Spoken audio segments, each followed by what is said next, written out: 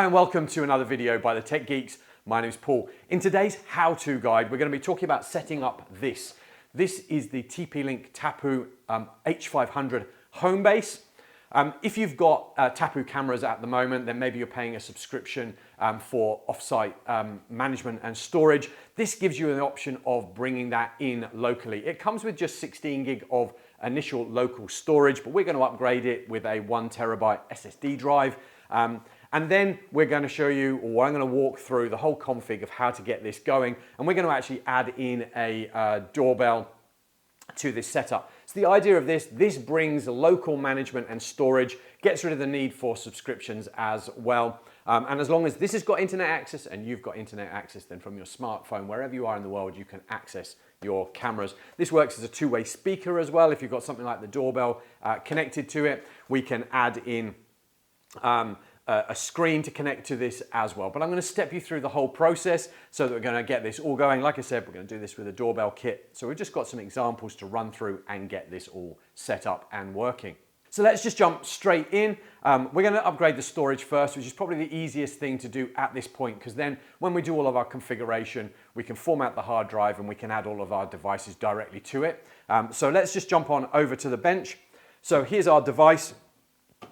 Already doesn't really look like it's got any slots on it. Don't worry, you'll find that there's a little button up the top here you can push and it sort of releases this cage. So you've got your hard drive bay in here. You'll just need to unscrew the retaining screw on here. I think you can have up to a 16 terabyte hard drive in there, and obviously the storage you'll have will just depend on the amount of time you want to keep your footage for. Now hopefully if everything lines up in here, I can just put in, I'm just going to put one retaining screw in here. I don't really need to put any more in. That should hold it quite securely in place for what I need. So I'm just going to now pop that back in and screw that into place, and that gives us the start of getting this ready for all of the configuration. So I'm just going to put that cover back on there. All right, and then let's now just give you a little bit of a run through of the device itself. So now maybe let's just give you a little bit of a run through of what is actually on the device itself. So obviously we can see here on the button top here, we have got volume, speak options, we've got our microphone and our status lights over here. We've got our speaker on here, so this can work as a siren, it can work as a two-way communication if we've got a camera with a microphone and speaker, or something like the doorbell here. And then we've got a set of connectors. We've got a USB-C. These are for data and power. And I'll show you how we can add a screen to this later, because it has this pull-out tray here where we can put maybe an iPad or a small screen. We'll use a small form factor screen on there to show you how that goes together. Then we've got our Ethernet connection, which we'll connect up in a moment. Now, this can connect wirelessly to your router, but I would suggest that you wire it to there. You will get a better result. Obviously, we've got reset and power. So I have got, when you come in the box, you've got your power and an Ethernet cable. I've already got a cable connected on the bench here out to our router, so I'm just going to connect that in here. Then on this side, I'm just going to plug in our power and run that out to our mains plug that I've got. And that's the start of it powering up. Once that's powered up, then we'll be able to jump on the Tapo app and we should be able to start getting the configuration done. Okay, so I've just got the power running in that, and we can now just start to see that we've got our status. We should hopefully have a LAN connection come up in due course once that fully has booted. And that will then at least show us that this device is online. So now you should see, now it's all powered up. We've got a flashing green light over here. We've got our LAN to show we're connected, and we've got a disk light showing we've got a disk drive in there. Now you want to get the Tapo app. There are a number of these, so you do want to make sure you get the one that's just called Tapo, TP Link Tapo. You will need a TP Link ID, so you need to create that as well. If you go and get one of the Tapo camera ones, it'll want to subscribe you to a subscription. The whole idea of this is we don't need that subscription. So once you've grabbed that and logged in, you need to be on the same wireless network or wired network that this is. You're going to click on the plus and choose Add Device and jump down there to Homebase and Hubs. You should be able to see the 500. Is it wired? Yes. Plug your device in? Yes. Be on the same network? Yes. Is the green light blinking? Yes. All right, and this should now say, as you can see, it said found it. We'll just keep that name, but you can name it whatever you want to. Where have you placed this? I will just call this, maybe I will just change this to be office, just because there's options to where it is. Do I want an icon for it? Maybe I'll choose this one. All right, and it's going to basically run through and do a nice big update. This is a fairly new release at the point of me recording this in April 2026. So we're just going to run through and let this do a update. Oh, it's actually done that update already. And it can run auto firmware updates, so I'll let it do that in the middle of the night. So now it's searching to see if there's any other devices on the network. What have we got? The Homebase can install it. The home must be bound when the device is done, which is we've done. So it's telling you could add another hard drive in there. So this is our basic. I'm doing this on the fly. I've not actually done anything with this yet. I'm presuming that once this is finished doing its firmware upgrade, then we'll actually be able to log into the device itself. And once we can log into the device, hopefully we can then work on some of the setup of this. And pretty much all of this is going to be done from this app. It's a simpler way to do it. And we'll plug in some of the other bits and pieces as we move along in a few moments. So let's just let that update and then we'll be able to carry on.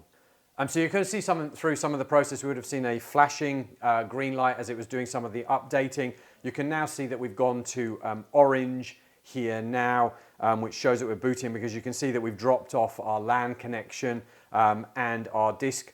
So I think the firmware now is actually applying itself to this. So hopefully in a moment we will just see this. We can see we're coming back to flashing orange, which means that it's in the boot status. So hopefully in just a couple of moments, there we go, LAN's come back on again. We're waiting for the disk to come on, and then ultimately that I believe will go solid. Our status light should go solid, which it has now.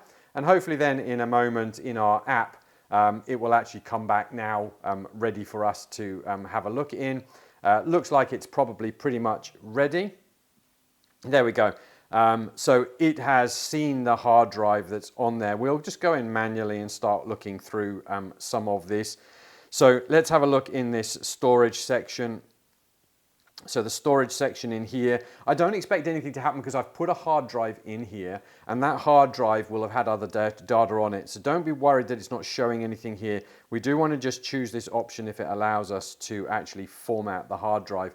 Now it did say it was initializing, so it's possible that the first time you've put anything in there, it will start doing it. What you might want to consider here is doing loop recording when it allows us to do that. Loop recording means that once that hard drive's full, it will then start overwriting the oldest stuff that's on there. That means that you just obviously then don't end up stop recording most recent items. So that still looks like it's initializing itself. Oh look, there we go. So back, it doesn't look like from this screen, or maybe you can. Just obviously took a moment to get itself going. Got a big format at the top, format at the bottom. So we'll delete. So I wanted to delete all. So that's just going to go through and now quickly format that hard drive. It won't take very long. It's just resetting it. And that hopefully now should show us, there we go, we've got 930 gig of usable space. Our loop recording is set up and we're ready to go on here. We have got options, not a lot of options. We're going to probably need to now start add a device so that we can start to have a look. But let's go into our AI environment. So we can turn this on. We haven't really got any devices that it's connected to at the moment, but that is going to allow us to have some of those features for pet and face recognition. So we probably just want to have a look, just going to have a little look through what we've got. We've got a doorbell tone that we can change and how long it's going to go on for, and the sound that we might want it to make. So I'll probably just allow it to just stay up where it was. What else have we got? Our status lights, devices that are maybe connected elsewhere, we could migrate them to this, which might be useful for some people. We've got the ability to device share this. We can share this with other family members. What have we got? Smart actions. So this is where we can probably do some stuff with the environmental and the monitors that are in there. But we haven't got any devices connected yet. And then obviously we've got our firmware bits and pieces there. So this is obviously where we are. If we go into face recognition, looks like we can turn this on. We've got some policy things to take part. But again, nothing is added here, no devices are added. But once we have something added, then it looks like we can add photos of people or images that we want it to actually recognize. So really at this stage, that's the basics of getting it going. You'll see on the top here, we now got 3 green lights, one for the disk, one for our LAN, and one for the device itself. And we're set up and ready to go. We're probably really now wanting to start looking at adding in a device like this doorbell that we've got over here. And then as we add those devices to it, we should be able to give some configuration options and actually how to plug other devices into it as well. Okay, so let's now move on and try and add this to it. This is battery powered. So we're first going to just need to add the battery in if you've not already done that. Just got a release tool that comes in the pack, allows you to take the battery pack out the or the backs off the box. And then this allows us to pop the battery in. Obviously, it needs to be charged up, and you can come back and recharge that. It's got a micro USB, I think it is, socket in there. Battery pack panel goes back on there. There you go. All right, so that is actually in place. And now we've got to work out how we actually get that paired up. So let's just jump back onto our Tapo app. Let's just see where that is in here. All right, so it is running here. Everything is good. So we want to click on add devices and set up new device. It's going to obviously have a scan, and we're going to have a little look and see, select your device or brand. Let's have a look and see what we can find in here. We want a smart doorbell, and I think ours is the D230, which is this one here. So it now tells us what we need to do. We've got to power it up, insert the battery, which we've done. Wait for 30 seconds to tell the LED status is red and green, which we can just see is going on there. Already have red and green. It's now found it. All right, so we're connecting to the hub. Let's just try and see as this wanders through. I don't think it's going to need to do too much. We can see our status lights flashing here, showing that some action is actually happening. I noticed that over here, this is not flashing red and green anymore. Device added successfully. Apparently, the device has been added successfully. So there we go. So we can now call this front door. We'll leave that as the office. Maybe I'll put that as a garage icon. Let's just run through. Balanced, select a working mode. So I presume that this is going to be how it actually runs, power saving. So we'll let it sit in balanced. And then get 30-day trials. We don't want cloud storage because we've got local storage. So that's okay. So we can dismiss this. All right, and now we just want to try and think. Done for now. All right, so we don't need to do all of the mounting. So let's have a little look and see what we've actually managed to get. Now we've added this to the system. I'm presuming that we'll now have a few more settings. It's going to update its firmware, which is great. All right, so we're probably going to have a few more settings. We're monitoring a device. So let's choose what we can manage. Manage Matter devices. That one's not actually got anything there. And our doorbell, which I think, there we go, AI environment empowered. Let's have a look. So we can now add our front door to our environment. It looks like it can manage 6 devices. So we've added our front door to here. And these are all the items that we want it to do. We can obviously go in here and set up some of the detections, different zones. I'm quite happy at the moment to leave most of those there. Package detection I might want on if you want to leave something at the front door. All right. So, and we've got sensitivity options and everything else that goes along with that. Obviously nothing's happening at the moment because it is still updating it. We can see our hard drive there, and hopefully in a minute, once this is got going, past all the welcome screens, and got it, and got it. All right, that's fine. I've got all of this. I don't need to. I think we will just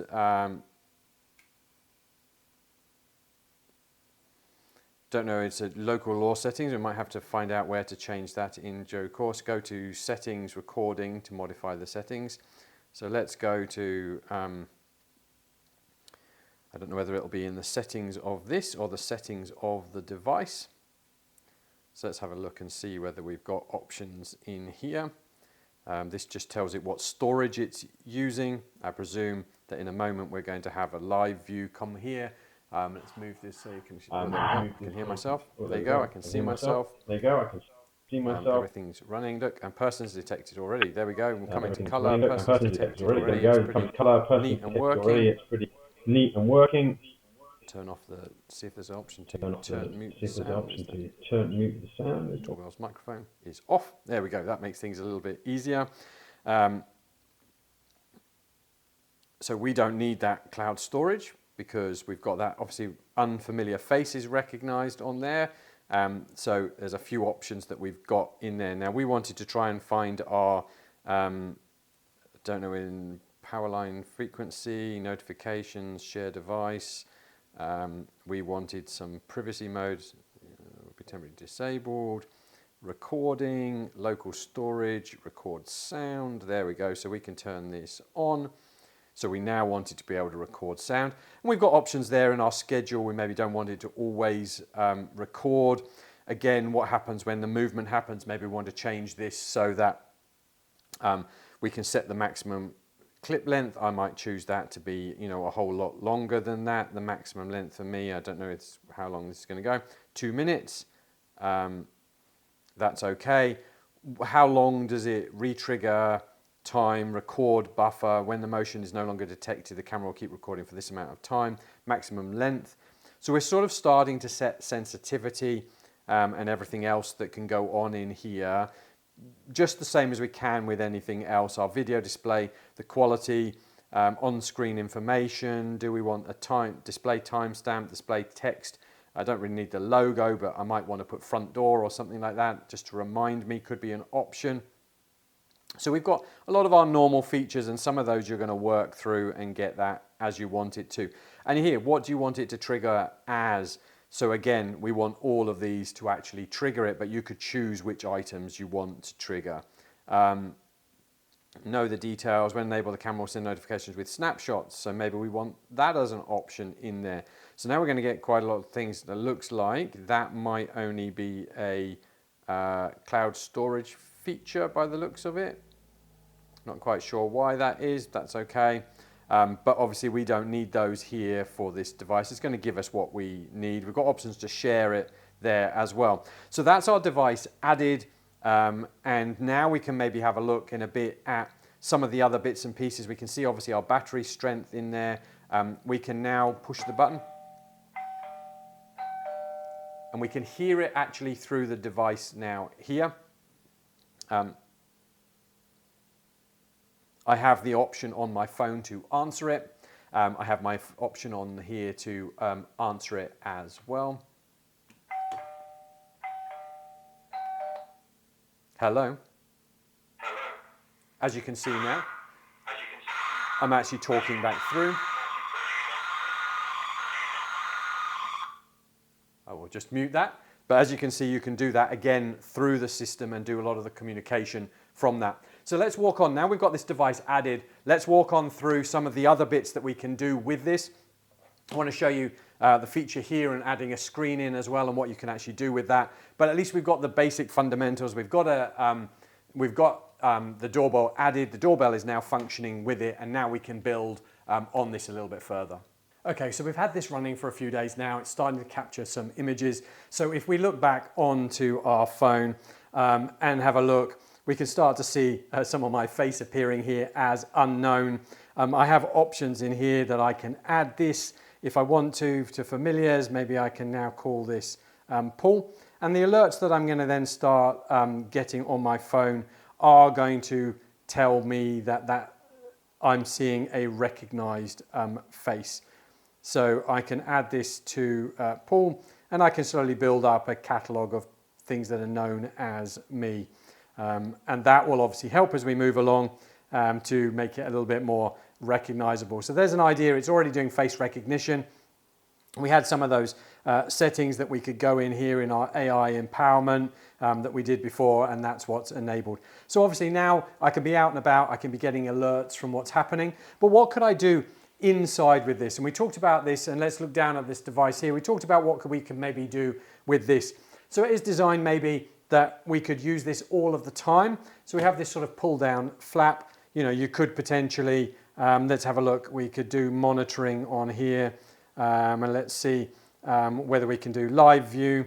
So we could do live view on my phone, for instance, and I could then pop that on there. You could probably just see that. And that becomes a live view. So I could put an iPad on there and I could have a nice little view on there. Look, I've just actually got, as I'm recording this, a monitor alerts that are coming up there as well to show me that my face was recognized.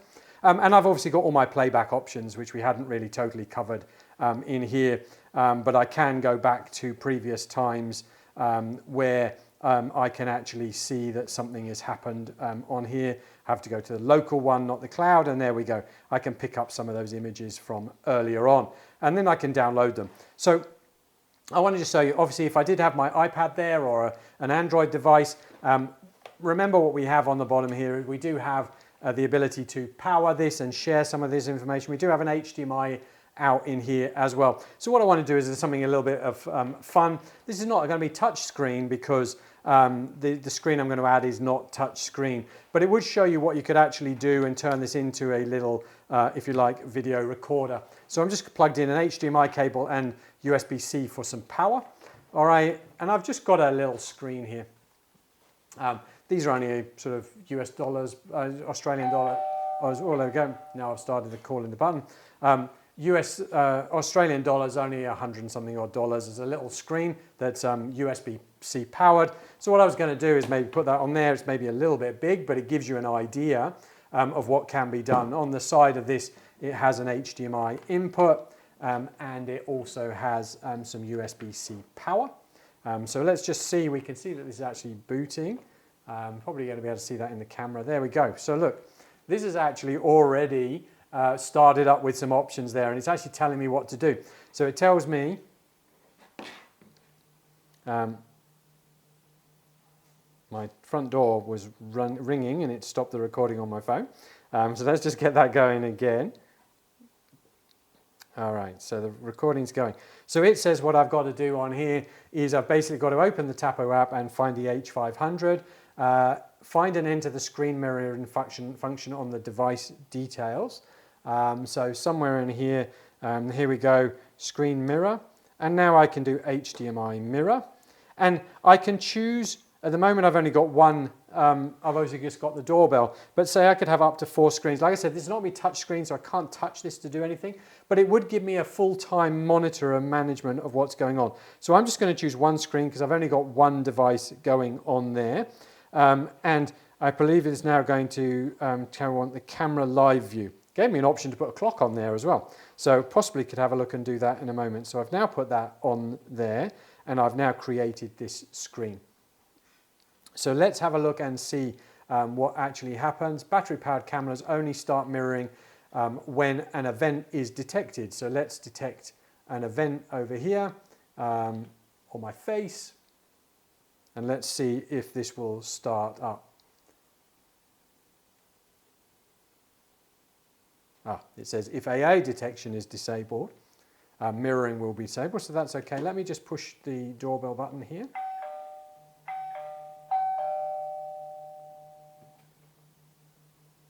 All right, so what we can see is that the camera came alive. If I'd had a normal camera running that wasn't battery powered, then that would be streaming all of the time. Now, like I said, this is not touchscreen, so I'd have to use the buttons around there and the back, so it might not be ideal for what you're actually wanting to do. But it was just a little bit of way of a fun, just showing you that you could add a screen. I would probably want to add on maybe an iPad or something like that as an option. But let's go back to our screen here on the background, and maybe it has an option here to HDMI mirror. Let's maybe create a new dashboard, create it as 4. On one of these, let's see if we can put over here a clock. That's fine for me. And over here, the battery powered live stream, done. create. All right, and I've got options to start which dashboard I want to start. So I've got my doorbell over there, I've got my clock running here, and my camera there is running all of the time because it's noted some actions that are actually happening. And there you can hopefully see if I lift that up, I've got that going. So you've sort of got some level of options running in here. You do have to have this, by the looks of it, mirroring, or now we can choose run in the background. There we go. So now we can get on, that's running in the background. Now I've got a little live monitor for what's actually happening. Have my other cameras on there, and I've got a nice little setup. But you might want to do that on something like an iPad as well. So it gives us another option. Look, there we've got a clock running. We've got a camera running, which is our doorbell streaming actions, and obviously that will go to sleep when actions stop, but we might have some other cameras running permanently down there. Obviously this might not be for everybody, but the HDMI feature could go to a TV or something like that. We obviously do need to do some mirroring in the app to make it work, but we have that option to set it run in the background. But it's a nice little feature to have there. And obviously those final little bits, if we were to go in here and just to remind ourselves we're getting alerts, we can set up lots of different alerts onto our phone for things that happen. We've got our two-way audio talking on there. But if we're to go in here, we don't need a cloud subscription anymore. We can just choose playback, choose the icon there. Like we said, by default it might be on the cloud.